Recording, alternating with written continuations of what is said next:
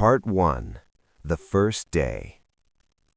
In the quiet town of Maplewood, where autumn always seemed to arrive a little early, 17-year-old Daniel Harper noticed her for the first time. It happened on the first morning of senior year at Maplewood High School. The hallways buzzed with the usual noise, lockers slamming, laughter echoing, sneakers squeaking against polished floors. Daniel stood by his locker, pretending to search for a notebook he didn't need, trying to calm the nervous energy that came with the final year before adulthood. Then he saw her. She was new, that much was obvious. Her dark hair was pulled into a loose braid, and she held her schedule in one hand as though it were a fragile map to a foreign country. Her eyes moved quickly across the hallway signs, uncertain but determined. Her name, he would soon learn, was Sophie Bennett. At that moment, she turned slightly, and their eyes met. It wasn't dramatic. No music swelled, no one gasped, but something shifted inside Daniel, a subtle, unfamiliar pull that made the hallway noise fade into the background. She looked away first, offering a small, polite smile before walking toward the staircase. Daniel hesitated only a second before following. "Hey," he called, his voice steadier than he felt. "You look lost." She stopped, slightly embarrassed. "Is it that obvious?" "Only a little," he said with a grin. "What class are you looking for?" "Room 214, Literature." "That's my class, too." It wasn't fate, it was coincidence, but it felt like something more. They walked together up the stairs, side by side, but not too close. She told him she'd just moved to Maplewood because her mother had accepted a new job. She didn't know anyone yet. Daniel found himself volunteering information about his favorite books, the soccer team, even the small cafe across from school where everyone went after class. By the time they reached room 214, the bell had rung. As they slipped into seats near each other, Sophie whispered, "Thanks for rescuing me." Daniel shrugged, smiling. "Maybe you rescued me." She laughed softly, and in that laugh was the beginning of something neither of them could yet name. Outside, leaves drifted past the classroom windows, and autumn quietly unfolded. Neither of them knew it then, but that simple walk up the stairs would change everything. And this was only the beginning. Part 2. After-School Conversations. The next few days passed quickly, but Daniel noticed something had changed. He began arriving earlier to school, just in case Sophie might be standing by her locker again, studying her schedule, even though she already knew it by heart. And every morning, as if drawn by an invisible thread, they found each other. Their conversations started small. Homework, teachers, the confusing cafeteria menu, but grew deeper without either of them realizing it. One afternoon, as the final bell rang, Sophie lingered by the classroom door. "Do you really go to that cafe you mentioned?" she asked casually. Daniel tried not to look too eager. "Yeah, almost every day." She hesitated. "Would you mind if I came?" His heart jumped, but he kept his voice calm. "I'd like that." The cafe was warm and smelled of cinnamon and fresh coffee. They chose a table by the window.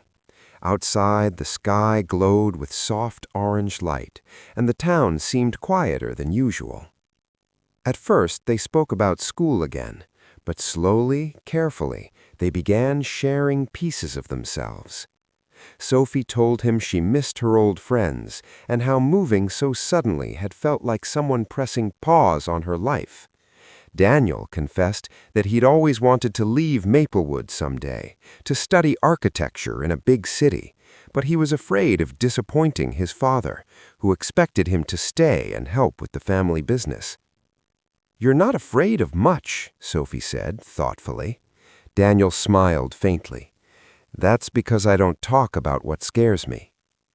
She looked at him in a way that made him feel seen, truly seen for the first time. They stayed at the cafe until the sky turned dark. When they stepped outside, a cool breeze swept through the street, lifting Sophie's hair slightly. Today didn't feel so lonely, she admitted. Daniel felt warmth spread through him. Good, because I don't think I'd like this town as much without you here. She laughed, but there was something softer in her eyes. From that day forward, after-school cafe visits became their quiet tradition. They studied together, joked about teachers, and shared secrets neither of them had told anyone else. It wasn't love yet, but it was becoming something stronger than friendship, and neither of them wanted it to end. Part 3. The First Rumors. By October, everyone at school had noticed. Daniel and Sophie walked the halls together, sat side by side in literature class, and spent nearly every afternoon at the cafe. They weren't officially together, but their closeness was impossible to ignore. At first, the whispers were harmless. "They're cute. Did you see how he looks at her? They're definitely dating." Daniel pretended not to hear. Sophie laughed it off, but rumors have a way of growing roots. One Friday afternoon, Daniel found his best friend Marcus leaning against his locker, arms crossed. "So," Marcus said with a knowing smirk, "when were you planning to tell me?" "Tell you what?" Daniel asked, though he already knew. "That you've basically disappeared into some romantic movie." Daniel rolled his eyes. "We're just friends." Marcus raised an eyebrow. "Sure, and I'm the king of Maplewood." Daniel tried to shrug it off, but the words lingered. Later that day at the cafe, Sophie seemed quieter than usual. "Is everything all right?" Daniel asked. She traced circles on the table with her finger. "Some girls in my history class said I only talk to you because I don't have anyone else." Daniel frowned. "That's stupid." "I know," she said softly, "but it makes me feel small." He reached across the table without thinking and gently touched her hand. "You're not small," he said firmly, "and you're not alone because you don't have options. You're here because you want to be." Her eyes met his, wide and vulnerable. For a moment, neither of them moved. That simple touch changed everything. The air felt different, charged, fragile. Sophie didn't pull her hand away. Outside, rain began to fall against the cafe windows, soft at first, then steady. "I don't mind what they say, as long as you don't." Daniel's heart pounded. "I don't." But as the rain grew heavier, so did something else, a quiet realization that being close meant being seen, and being seen meant being judged. They were no longer invisible, and with attention came the first real obstacle, the pressure of everyone else's expectations. Neither of them knew it yet, but this was only the beginning of the challenges they would face together. Part 4. The distance between them. As autumn faded into winter, the warmth of their growing connection began to compete with something colder, expectations from the outside world. Daniel's father had started asking more questions. "You've been out a lot," he said one evening at dinner, not looking up from his plate. "Soccer practice doesn't last until 9. Daniel hesitated. "I've been studying at the cafe." "With who?" Daniel paused just long enough for his father to notice. "A friend." His father sighed. "Senior year is important. Don't get distracted."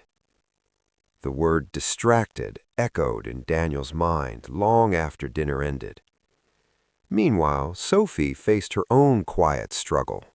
Her mother, already overwhelmed with a new job and unfamiliar town, relied on Sophie more than ever. "I need you home earlier," her mother said gently one night. "I don't like you walking around after dark." "It's just the cafe. I'm not doing anything wrong." "I know, but I worry." The restrictions weren't harsh, they weren't cruel, but they began to narrow the space Sophie and Daniel had carved out for themselves.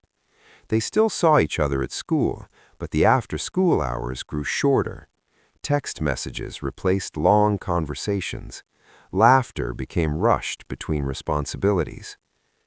One snowy afternoon, Daniel waited outside the cafe, watching flakes gather on the sidewalk. Sophie arrived 20 minutes late, cheeks red from the cold. "I'm sorry," she said breathlessly. "Mom needed help." "It's okay," he replied, but something in his voice felt distant. They sat inside, but the mood had shifted. "I feel like we're always apologizing now," she admitted quietly. Daniel nodded. "Yeah." Silence settled between them, not uncomfortable, but heavy. "Do you think this is stupid?" she asked suddenly. "What is?" "Trying so hard?" Daniel looked at her carefully.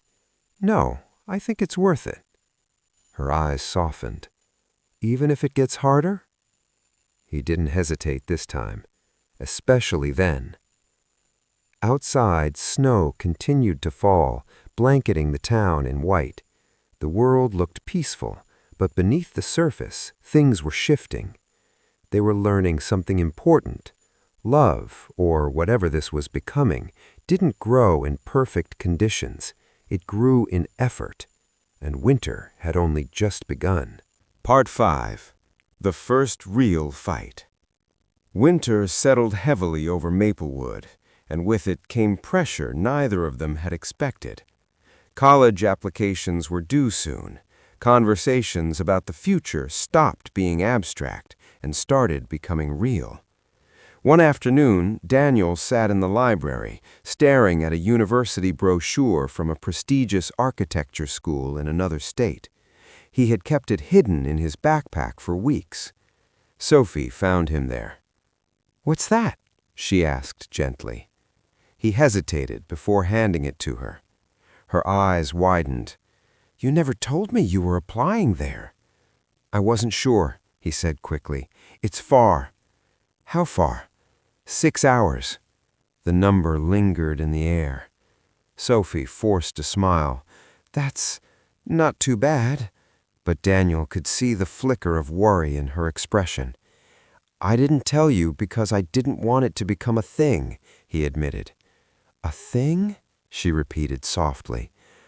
"I didn't want you to think I was planning to leave." "But you are planning to leave." Her voice tightened. He stood up, defensive. "It's college. It's not about leaving you." "It feels like it," she replied. For the first time since they met, tension replaced tenderness. Sophie's voice trembled. "You always say I'm brave for moving here, but you're afraid to even talk about leaving." "That's not fair," said Daniel sharply. "You don't know what it's like with my dad." "And you don't know what it's like to feel like everyone leaves," she shot back. The words hit harder than either of them expected. Silence followed, thick and painful. Daniel ran a hand through his hair. "I'm doing this for my future." "And what about us?" Sophie whispered. He didn't answer immediately, and that hesitation was enough. Tears welled in her eyes. "I don't want to hold you back." "You're not holding me back," he said, softer now. "But what if I am?" she replied. The library suddenly felt too small. They stood there, separated by more than just a table. This wasn't about distance yet. It was about fear. Fear of growing up. Fear of losing each other. Fear that love might not survive change. When Sophie finally walked away, Daniel didn't follow. And for the first time, they both wondered if love was strong enough to withstand the future waiting for them. Part 6. Silence. The days after their argument felt unfamiliar. At school, they still sat near each other, but not together. Conversations became polite, careful, stripped of warmth. The easy laughter that once came naturally now felt forced.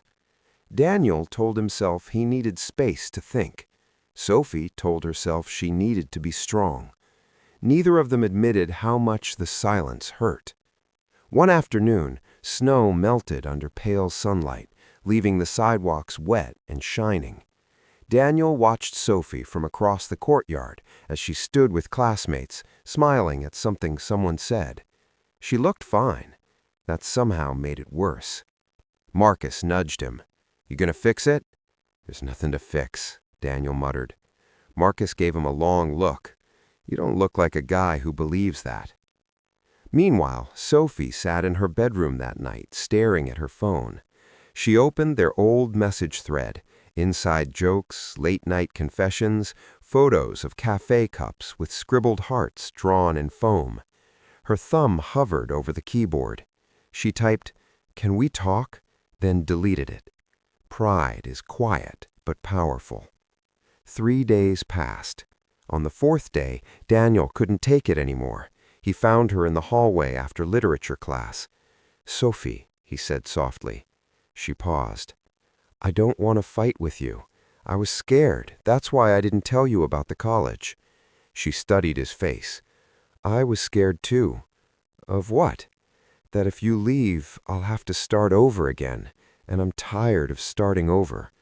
He stepped closer. "I'm not leaving you. I'm just growing." The word hung between them. She exhaled slowly. "Growing doesn't mean forgetting, right?" "Never," he said firmly. For a moment, neither moved. Then Daniel reached for her hand, unsure if she would pull away. She didn't. The hallway noise faded again, just like the first day they met. "I don't know what's going to happen next year," he admitted, "but I know I don't want to lose you now because we're afraid." Sophie's eyes softened. "Then let's not be afraid," she whispered. It wasn't a perfect solution. The future was still uncertain. College decisions were still coming. But they chose each other in that moment. And sometimes choosing again is stronger than never doubting at all. Part 7. The Letter. Spring arrived quietly, carrying with it both hope and uncertainty. The snow melted, flowers pushed through the soil, and seniors began counting down the days until graduation. The tension about college decisions grew heavier with each passing week.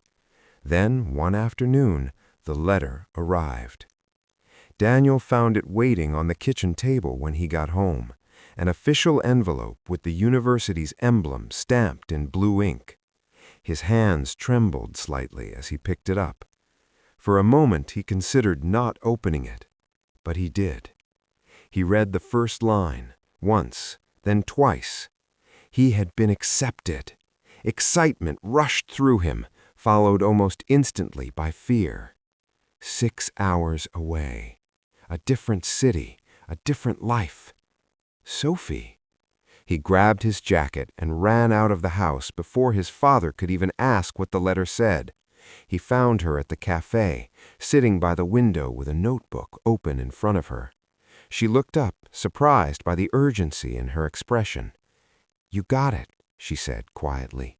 He nodded. Her lips curved into a small smile. "I knew you would." He sat down across from her. "It means leaving." "I know." There was no accusation in her voice, only understanding. "Are you angry?" he asked. "No," she replied honestly. "I'm proud of you." That hurt more than anger would have. "I don't want this to be the thing that ends us," he said. She closed her notebook slowly. "Then don't let it." "It's not that simple." "Nothing with us ever has been," she said gently. He reached across the table. "Come with me someday." She blinked. "What?" "Not now, not this year, but don't think of this as goodbye. Think of it as a beginning we haven't figured out yet." She looked at him carefully, searching for doubt. She found none. "I'm applying to universities too," she admitted. "Maybe not that far, but I'm not staying still either." The realization settled between them. They weren't choosing distance, they were choosing growth. The letter didn't separate them, it tested them. And instead of stepping back, They leaned closer. Outside, sunlight streamed through the cafe windows, brighter than it had been in months. The future was uncertain, but for the first time, uncertainty didn't feel like an ending. It felt like possibility. Part 8. Promises Under the Stars. Graduation arrived faster than either of them was ready for. The football field was lined with folding chairs, proud families, and banners fluttering in the warm June wind. Students laughed too loudly, took too many pictures, and pretended they weren't afraid of what came next. Daniel stood in his cap and gown, scanning the crowd until he found her, Sophie. She was standing with her mother near the bleachers, sunlight catching in her hair. When their eyes met, everything else blurred. For a second, it felt like the first day all over again. After the ceremony, after the hugs and congratulations and endless photos, they slipped away from the noise. They walked toward the hill overlooking Maplewood, the same hill where they had once watched the first snow of winter. Now the sky was painted gold and violet. "So this is it," Sophie said quietly. "Not it," Daniel replied, "just the next chapter." She smiled faintly. "You and your chapters." He sat down on the grass, pulling off his cap. "Are you scared?" "Yes," she admitted. "Are you?" "More than I thought I'd be." They sat in silence for a while, listening to the distant sounds of celebration drifting up from town. "Promise me something," she said suddenly. "Anything. Promise that distance won't become silence." He looked at her carefully. "I won't let it." "And promise you'll tell me when you're struggling, not pretend you're fine." "I promise." She hesitated. "And if one day this becomes too hard?" He shook his head. "Then we fight for it. We don't quit." The sky darkened slowly, and stars began appearing one by one. Daniel reached into his pocket and pulled out something small, a simple silver ring, not expensive, not official, just symbolic. "It's not what you think," he said quickly, seeing her wide eyes. "It's just something to remember." She slipped it onto her finger. "I don't need something to remember you," she whispered. "Maybe I need something to remember how brave you are." She laughed softly, brushing away a tear. Under the stars, they didn't promise forever. They promised effort. And sometimes, at 18 years old, that is the bravest promise of all. Part 9. The First Goodbye. August arrived like a deadline. Suitcases stood open on Daniel's bedroom floor, half filled with clothes, books, and pieces of a life that suddenly felt too small to contain everything he was about to leave behind. The night before he left, Maplewood felt different, quieter, as if the town itself understood something was ending. Sophie came over after dinner. They didn't speak much at first. They just sat on his bedroom floor among the scattered belongings. "I hate that this feels real," she finally said. "It is real," Daniel replied softly. "But so are we." She traced a finger along the edge of one of his textbooks. "What if you change?" "I will," he said honestly, "and so will you." She looked up, startled by his calm acceptance. "That's not a bad thing," he continued. "Growing doesn't mean losing each other." She wanted to believe him. Later, they walked to the bus station together. The air smelled like late summer, warm and heavy. Marcus stood nearby, pretending not to watch. Daniel's father shook his hand stiffly, offering a short nod of approval. When the bus finally pulled in, Sophie's chest tightened. "This is the part I didn't prepare for," she whispered. Daniel cupped her face gently. "This isn't goodbye forever." She nodded, but tears slipped down anyway. He kissed her. soft, steady, memorizing. "Call me when you get there," she whispered. "I will. And text me when you can't call." "I will. And," he smiled faintly, "I will." The bus doors opened. He stepped back slowly. For a moment it felt like the world paused. Then he turned and boarded. Sophie stood there long after the bus disappeared down the road, the silver ring catching the fading sunlight. For the first time since they met, distance was no longer an idea. It was 6 hours of highway, and neither of them knew how heavy that would feel. Part 10. Different Worlds. College was louder than Daniel expected. The campus buzzed with new faces, unfamiliar accents, music drifting from dorm windows, and conversations that stretched long past midnight. Everything moved quickly, like the world had shifted into a faster gear. At first, he called Sophie every night. He told her about his architecture classes, about the massive lecture halls and professors who spoke with quiet intensity. He described the city lights outside his dorm window and the way the buildings looked different from Maplewood, taller, sharper, full of ambition. Sophie listened carefully, smiling at his excitement. Meanwhile, her own world was changing too. She had enrolled in a nearby university to study literature.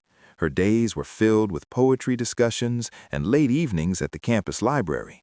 She didn't tell Daniel how often she passed the cafe on her way home. At first, the distance felt manageable, but slowly, calls became shorter, assignments piled up, new responsibilities demanded attention. "I have a group project tonight," Daniel said one evening. "Okay," Sophie replied. "Call me after?" "I'll try." He didn't. The next morning, he texted an apology. She responded with, "It's okay." But it wasn't entirely. Weeks passed. They still spoke. They still cared, but their schedules rarely aligned. When Sophie wanted to talk, Daniel was rushing to class. When Daniel was free, Sophie was studying. One night, she scrolled through social media and saw a photo of him at a party, laughing with classmates she didn't recognize. A girl stood close to him, smiling brightly. Her chest tightened. She didn't accuse him. She didn't ask questions, but doubt slipped quietly into her thoughts. Across the city, Daniel stared at his phone, noticing her shorter replies. Is she pulling away? He wondered. Neither of them wanted to seem insecure. Neither wanted to admit they were struggling, so they both said the same thing. "I'm fine." But love, stretched across distance and silence, was beginning to strain, and neither of them yet understood how fragile unspoken fears could become. Part 11. The Test of Trust. Winter returned in their second year of college, sharp and unyielding, carrying with it the pressure of midterms and part-time jobs. For Daniel and Sophie, it also carried something less visible, questions they couldn't ignore any longer. One Friday evening, Daniel stayed late at the studio, finishing a project for his design class. His phone buzzed repeatedly, messages from Sophie asking about his day, if he'd eaten, if he was on his way home. He replied in fragments, promising he would call later. By the time he left, exhaustion weighed on his shoulders. Sophie, waiting in her dorm, checked her phone for the 10th time. No call, no text. She could feel worry and frustration mixing together. He's busy, she told herself, but her heart wasn't fully convinced. Saturday morning arrived with pale sunlight, and Daniel called, finally. "I'm sorry I didn't call last night," he said. "The studio ran longer than I expected." "I know," Sophie said softly, hiding the tightness in her chest. "It's just, I missed you." He paused. "I missed you too." Her silence deepened, heavy with unspoken thoughts. "You missed me, but maybe not as much as I missed you." Daniel's throat tightened. "Sophie, You're not answering me," she interrupted, almost tearful. "I feel like we're drifting, Daniel." His heart sank. The distance, the late nights, the responsibilities, they were all weighing on her and on him. "Let's not drift," he said firmly. "We'll fix this. We can schedule calls, video chats, whatever it takes. I don't want a day to go by without knowing how you are." She nodded, holding back tears. I don't want that either. For the next hour, they talked, really talked, about fears, jealousy, missed opportunities, and the small insecurities that neither had voiced in weeks. By the time they hung up, both felt lighter. They realized that love stretched across miles isn't just about longing, it's about trust and effort and choosing each other every day, even when distance threatens to pull them apart. From that moment, their bond became stronger, tempered by the knowledge that challenges were inevitable, but so was their commitment to face them together. Sometimes, love is tested not by grand gestures, but by the quiet determination to stay connected when the world encourages you to drift. Part 12. Reunion. Spring of their third year brought warmth, flowers, and a long-awaited visit. Sophie had finished her final exams early and booked a train ticket to Daniel's city. She stepped off the train carrying a small bag and a heart full of anticipation. The station was crowded, but she spotted him immediately. Daniel, leaning against a pillar, holding a slightly crooked bouquet of wildflowers. He ran toward her as soon as he saw her. Their arms collided in a tight hug, the kind that erased months of distance, doubt, and worry. "I missed you so much," Sophie whispered. "I missed you more," Daniel replied, burying his face in her hair. They walked hand in hand through the busy streets, laughing at small things, sharing stories, and feeling as though the months apart had only intensified what they felt. Every glance, every touch, every smile reminded them why they had endured the distance. That evening, Daniel took her to his favorite rooftop overlooking the city. Lights twinkled below, the stars above scattered in a dark velvet sky. He handed her a small notebook. "I kept a journal for you," he said. "Every day I thought of you, I wrote something down. It wasn't much, but it was mine to give." Sophie opened it and read passages that made her laugh, cry, and smile at the same time. "You kept me with you," she said softly. "Always," Daniel said. The night air was cool, but neither of them noticed. They leaned close, fingers intertwined, hearts steady in each other's presence. For the first time in years, the distance didn't feel like a challenge. It felt like a temporary pause that had finally ended. And as the city lights shimmered beneath them, they realized the real test of their love wasn't being apart. It was staying committed, patient, and trusting long enough to arrive here, together. The reunion wasn't just a meeting of bodies, it was the merging of years of growth, fear, hope, and devotion into a single, unspoken promise. They would face whatever came next, together. Part 13. Graduation and Choices.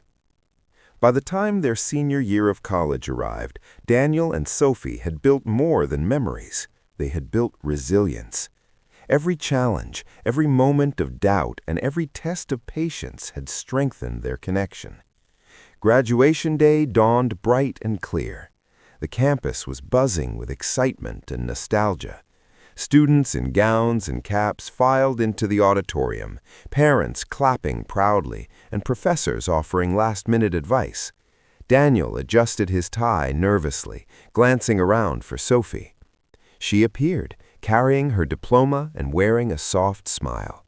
Their eyes met across the crowd, and for a moment, nothing else existed. Every long call, every missed text, every silent worry, all of it led to this moment. After the ceremony, they walked together to their favorite spot on campus, a quiet garden lined with cherry blossom trees. The petals fell around them, soft as snow, filling the air with a delicate fragrance. "I can't believe it's over," Sophie said, leaning on his shoulder. Daniel squeezed her hand. "We made it, and we did it together." They talked about the future, careers, cities, dreams. The uncertainty they had feared all these years suddenly seemed manageable because they had each other. Daniel pulled something from his pocket, a simple silver ring, polished and unadorned, small but meaningful. "I wanted to give you this," he said, sliding it onto her finger. "Not as an engagement, not yet, just a reminder that no matter where we go, we're in this together." Sophie looked at him, eyes glistening. "It's perfect." They sat beneath the cherry blossoms for hours, talking, laughing, and making quiet promises about the life they would build. By the time the sun dipped below the horizon, their path was clear. The years of distance, challenges, and growing pains had only solidified their love. They didn't need to rush. They didn't need to know every answer. They just needed each other. And with that understanding, they stepped forward into the future, confident, hopeful, and completely committed. Part 14. Engagement. 2 years later, Daniel and Sophie had settled into their first shared apartment in a city they both loved. Their routines had merged: weekend brunches, late-night walks, quiet evenings filled with books and conversation. Life was busy, but it was theirs, and it felt full. One chilly autumn evening, Daniel suggested a walk through the park where they had spent so many afternoons during college. The leaves had turned gold and crimson, and the crisp air carried a hint of nostalgia.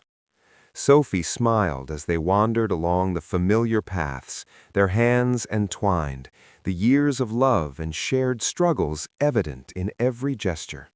They reached a small wooden bridge overlooking the pond, a spot they had always considered magical. Daniel stopped, turning to face her. Sophie looked up at him, sensing that something significant was about to happen. "Do you remember the first promise we made under the stars?" he asked, his voice soft but steady. Sophie nodded, her heart beginning to race. "Of course. I promised I would never let distance or fear come between us, and I've kept that promise every single day. But I want to make another one." He knelt on one knee, pulling a delicate ring from his pocket. Sophie gasped, covering her mouth with her hands. "Sophie Bennett," said Daniel, his eyes shining, "will you marry me?" Tears welled in her eyes as she nodded. "Yes, yes, Daniel Harper, I will." They embraced, the golden leaves swirling around them, the city quieting in reverence to their joy. In that moment, they were no longer two teenagers navigating uncertainty. They were partners, equals, and soulmates, ready to face the rest of life together. Years of patience, trust, and unwavering love had led them to this bridge, and they knew that from this day forward, no obstacle could ever sever the bond they had fought so hard to protect. For Daniel and Sophie, life had finally come full circle, promises kept, hearts intertwined, and a future bright with possibility. Part 15. Happily Ever After. The wedding day arrived under a sky brushed with soft morning light. Daniel and Sophie stood beneath an arch of flowers in a small, sunlit garden, surrounded by friends, family, and all the memories that had carried them here. Sophie's dress flowed like a whisper around her, delicate lace catching the light, and Daniel could hardly take his eyes off her. She laughed nervously, brushing a strand of hair behind her ear, and he felt a surge of love so powerful it made his chest ache. The ceremony was simple and perfect in its imperfections. When the officiant asked if they took each other as partners for life, they said, "I do," with certainty, hearts beating in unison. As they exchanged rings, Daniel recalled every obstacle they had overcome, the distance that had once felt unbearable, the misunderstandings and arguments, the quiet nights of longing, and the difficult decisions about their futures. Every challenge had tested them, but it had also strengthened their bond. Sophie looked up at him, eyes glistening, and whispered, "We made it." "Yes," he said, holding her hands, "we made it, and we'll keep making it, every day." After the ceremony, they danced beneath the open sky, the world around them fading into soft colors of celebration and love. Friends cheered, music played, and petals floated through the air. Yet, for Daniel and Sophie, nothing else mattered except the presence of each other. Years later, their home would be filled with laughter, warmth, and the echoes of shared stories, reminders of how far they had come together. Their love, tested by time, distance, and life's unpredictability, had blossomed into something lasting and true. In every glance, every touch, every quiet evening together, they remembered the teenagers who had first met in a school hallway, unsure of the future. They had chosen love, nurtured it through uncertainty, and had finally arrived at the life they had always dreamed of. And so, Daniel and Sophie lived fully, loved fiercely, and truly, happily ever after.